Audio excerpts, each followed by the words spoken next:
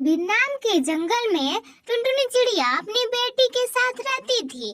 टुनटुनी चिड़िया और उसकी बेटी अकेले ही रहते थे क्योंकि उसके पिता की पिछले साल ही मृत्यु हो गई थी। टुनटुनी को शुरू से ही अपनी बेटी को पढ़ाने लिखाने का बहुत शौक था।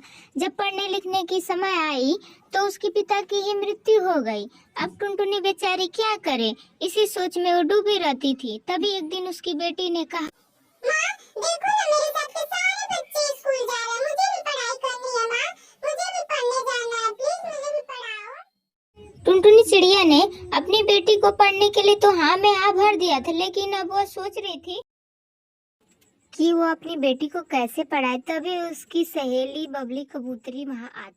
क्या हुआ टुनटुनी, तू यहाँ उदास क्यों बैठी है? अरे बबली बहन, मेरी बेटी पढ़ना चाहती है, लेकिन मैं उससे कैसे पढ़ाऊँ, मुझे समझ नहीं आ रहा है। अब तुम ही बताओ बबली बहन, मैं क्या करूँ? अरे टुनटुनी बहन, तू चिंता ना कर, मेरे पास एक उपाय है। कौन सा उपाय बबली बहन?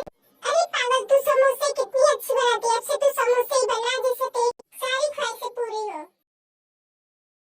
और फिर टुनटुनी चिड़िया अपनी पड़ोसन बबली के कहने पर समोसे बनाने लगती है और देखते ही देखते सारे पंछी उससे समोसे खाने के लिए आते हैं, जिससे उसका समोसे बनाने का काम अच्छे से चलने लगता है।